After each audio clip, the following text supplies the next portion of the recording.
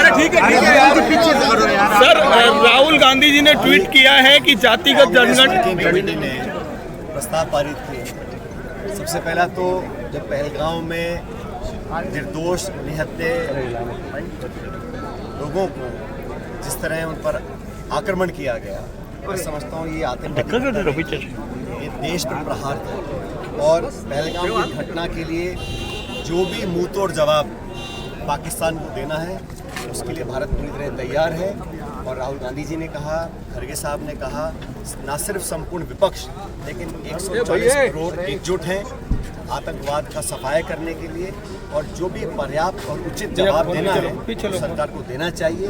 इसमें कोई किसी प्रकार की आशंका किसी को ना हो, क्योंकि जब इस प्रकार का आक्रमण भारत के ऊपर होता है तो उसका जवाब पर्याप्त मात्रा में देना चाहिए। उसके साथ करने के लिए जो भी कदम उठाना है, हमने पहले भी कहा, भारत सरकार को तमाम अपने साधन एकत्रित करें, जो इंटेलिजेंस की सूचनाएं हैं, जो संसाधन हैं, और एक ऐसा जवाब मिलना चाहिए ताकि दोबारा ये आतंकवाद के माध्यम से भारत पर इस प्रकार हम लोगों को अस्थिर करने के लिए, हमारे बीच दरार पैदा करने की जो नाकाम कोशिश कर रहा है पाकिस्तान, उसको हमेशा हमेशा के लिए समाप्त करना चाहिए। क्या आप मानते हैं कि इसमें हम लोगों ने जो अभी हाल में सरकार ने अचानक जो जाति जनगणना की स्वीकृति करी है, हम सब जानते हैं सालों से कांग्रेस पार्टी और राहुल गांधी इस बात को करते आए, और हमने अपनी कार्य समिति के रेजोल्यूशन में कहा है, हमने प्रस्ताव पारित किया है कि ये जो जातिगत जनगणना है, ये मात्र लोगों की जाति पूछने का सवाल नहीं होना चाहिए। आप एक कॉलम जोड़ दें और जातियों के संख्या बल इकट्ठा करें, वो हमारा उद्देश्य नहीं है। हमारा उद्देश्य है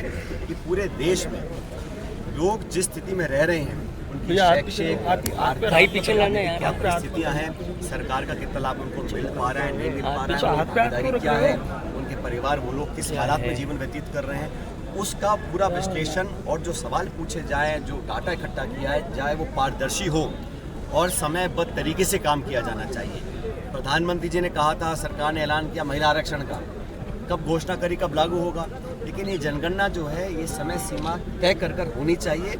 और हम चाहते हैं कि पूरी, जैसे राहुल गांधी जी ने कहा, एक एक्सरे हो जाए, हमें पता पड़े कहाँ किस हालात में कैसे लोग रह रहे हैं, ताकि जो नीति निर्माण हो, जो बजट आवंटन हो, जो योजनाएं हो, वो लोगों तक सही समय पहुंच सकें।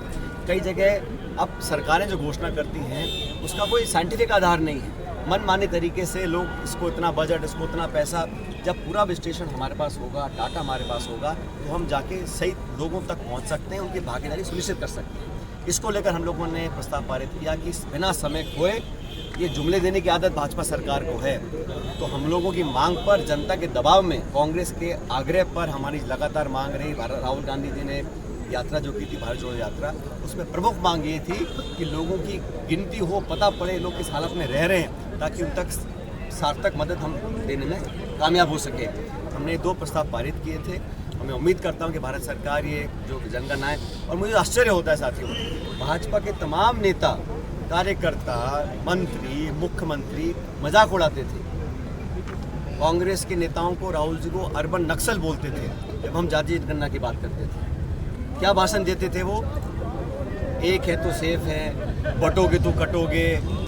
और मंत्री और सारे लोग कहते थे ये कांग्रेस की जो मांग है ये व्यवहारिक नहीं है, इससे नुकसान बहुत देश को होगा। अब वो समझ गए कि भारत के लोग क्या चाहते हैं। कांग्रेस पार्टी राहुल जी के दबाव में केंद्र की सरकार को इस जाति जनगणना को स्वीकृति उन्होंने दी है। हम चाहते हैं जल्दी इसका काम शुरू हो। सर, आरआरपी सुप्रीमो जो है, उन्होंने जो है राजस्थान सरकार के एक मंत्री और कुछ नौकरशाहों पर जो है वो एसआई भर्ती 2021 में गड़बड़ी का आरोप लगा। सबसे पहले तो जो भर्तियों में गड़बड़ी हुई है, इसके तमाम सबूत सामने आए हैं। और जब से नई सरकार बनी है, भाजपा जब विपक्ष में थी तो बहुत सारे वादे करती थी, और मैंने खुद कई बार इस बात को उठाया कि जो आरपीएससी है उसका एक पूरा मूल उसका पुनर्गठन होना चाहिए। तमाम तरह के आरोप लग रहे हैं, लोग जेलों में बंद हैं, उसका संचालन करने का जो तरीका है वो पारदर्शी रहा नहीं। वो एग्जाम्स में पेपर लीक होना, नौकरियों में धांधलीबाजी होना, और ऐसे वाली लोग मांग कर रहे थे कि जब कमेटी बैठी, कमेटी ने कहा रद्द होनी चाहिए, सरकार के मंत्री के रद्द होनी चाहिए, सारे आंकड़े आपके पास है, तथ्य, तो ऐसी क्या मजबूरी है, क्या व्यवस्था है कि आप नहीं करना चाहते हैं? लोगों को न्याय मिले, ईमानदारी से बच्चे जो पढ़ाई करते हैं उनके साथ धोखा ना हो, इस बात के सब पक्षदार हैं और सब मांग करते हैं, लेकिन सरकार की न जाने क्या मजबूरियां हैं। और जो भी आरोप किसी पे लगते हैं तो मुझे लगता है कि सरकार की जिम्मेदारी है कि उसका स्पष्टीकरण मिलना चाहिए। आपको याद होगा जब हमारी सरकार केंद्र में थी, यूपीए सरकार थी, तो किसी मंत्री पे अगर जहाँ आरोप भी लगता था तो सोनिया गांधी जी एक नैतिकता के आधार पर लोगों को इस्तीफा लेती थी, चाहे वो बंसल जी हों, चाहे शशि थरूर जी हों या बाकी लोग हों। और अब कोर्ट के निर्णय जो सामने आ रहे हैं, कॉमनवेल्थ गेम्स पर आरोप लगाया था, CWC घोटाला कहा गया था, कथित घोटाला, कोर्ट ने कहा कि ये मामला चालान करने लायक ही नहीं है, सिरे से खारिज कर दिया। लेकिन बावजूद उसके कांग्रेस के नेतृत्व की नैतिकता थी कि अपने मंत्रियों को पाक साफ दिखना भी चाहिए, और वो दिखता था तो पहले इस्तीफा लेते थे फिर जांच कराते थे। ये जो सरकार है आरोप लग रहे हैं और कोई सफाई देने को तैयार नहीं है, तो जनता भी सब देख रही है कि क्या कार्यशैली है। और मुझे दुर्भाग्य से कहना पड़ रहा है, प्रदेश में जो सरकार चल रही है ये सिर्फ नौकरशाह इसको चला रहे हैं, और जो सरकार के भी मंत्री और विधायक हैं वो भी रोते फिर रहे हैं, उनकी कोई सुन नहीं रहा। तो कौन चला रहा है, कौन नेतृत्व कर रहा है, कैसे इसका संचालन हो रहा है, इतने सत्ता के केंद्र बन चुके हैं, आपस में इतना खिंचाव चल रहा है, समझ में नहीं आ रहा है। और मैं तो समझता हूँ कि 1.25 साल कम नहीं होता, शुरू का साल होता है बहुत महत्वपूर्ण होता है, उसमें जनता को दिशा मिलती है सरकार की। यहाँ तो जिन्होंने वादे किए थे, चाहे वो नौकरी हो, भर्ती हो, पेपर लीक हो, RPSC हो, करप्शन हो, निर्माण हो, विकास हो, उन सब वादों पर भाजपा कहाँ खरी उतर पा रही है, जनता सब देख रही है। सर जल जीवन मिशन को लेकर महेश जोशी को जो गिरफ्तार किया गया, जल जीवन सप्लीमेंट्री मेरा यही है कि जल जीवन मिशन को लेकर जो मंत्री जी की गिरफ्तारी हुई है उसको भाजपा ये कह रही है कि अगर मंत्री इस तरह के आरोप लग रहे हैं तो मुख्यमंत्री तक ये आज जाएगी। हम लोग सब जानते हैं कांग्रेस पार्टी हमेशा करप्शन के खिलाफ रही है, और कोई भी व्यक्ति हो कानून से ऊपर नहीं हो सकता। लेकिन ये पूरा देश जानता है जिस प्रकार भारत सरकार ने इंफॉर्मेशन डायरेक्टरेट ED को, CBI को, इनकम टैक्स को, पुलिस को एक हथियार बनाया हुआ है पॉलिटिकल विरोधियों को टारगेट करने के लिए। जो राजनीतिक विरोध करते हैं भाजपा का, उस पर लगातार नोटिस मिलते हैं, छापे पड़ते हैं, अरेस्ट करते हैं।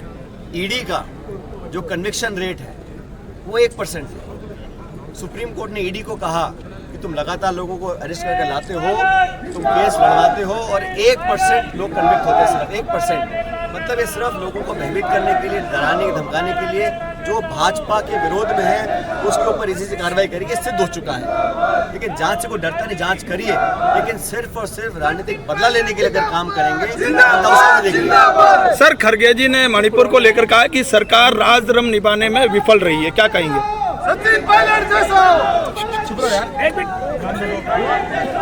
ये बड़ा मुझे खेद है इस बात का कि मणिपुर हमारे भारत का हिस्सा है। वहाँ पर जिस प्रकार के हालात पैदा हुए हैं उसके लिए कौन जिम्मेदार है? वहाँ भी डबल इंजन सरकार है, भाजपा की सरकार और केंद्र में वहाँ पर थी, और वहाँ पर जो संघार तरह से हुआ, जो शोषण हुआ, बलात्कार हुआ, हत्याएं हुई, निर्मम तरीके से लोगों को कत्लेआम वहाँ किया गया, और वहाँ पे प्रधानमंत्री जी आज तक नहीं गए, और उस स्थिति को सुधारने का कोई उन्होंने कदम भी नहीं उठाया। वहाँ के नागरिकों को बराबर का अधिकार है इस देश में रहने का, सुरक्षित जीवन व्यतीत करने का। उसके लिए क्या किया केंद्र सरकार ने? अपनी सत्ता बचाने के लिए सारे हथकंडे अपना लिए, लेकिन वहाँ के लोगों के जख्मों पर मरहम लगाने के लिए एक बार भी ना तो प्रधानमंत्री जी गए, ना वहाँ उनको ध्यान देने का टाइम मिल रहा है। लेकिन मैं मानता हूँ भारत सरकार ने तीसरी बार सरकार जीत कर आई है, लेकिन जो बात 400 पार की करते थे अब 240 पर अटक गए हैं। ये सरकार बैसाखियों पे चल रही है, नीतीश कुमार जी और नायडू जी की बैसाखी। न जाने कब कौन क्या खेल खेलते, लेकिन ये घमंड और अहंकार की जो राजनीति है, प्रतिशोध की राजनीति है, विरोधियों को दबाने का जो काम केंद्र सरकार करती है, बहुत दिन चलेगा नहीं।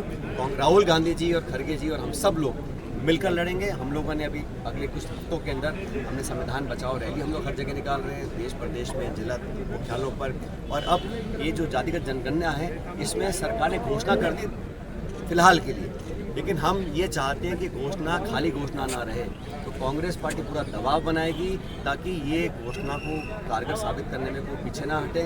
और अब जब घोषणा हो चुकी है तो समय सीमा बांधकर इस पर कार्रवाई करवाएंगे। कांग्रेस ने ठीक है, थैंक यू सर।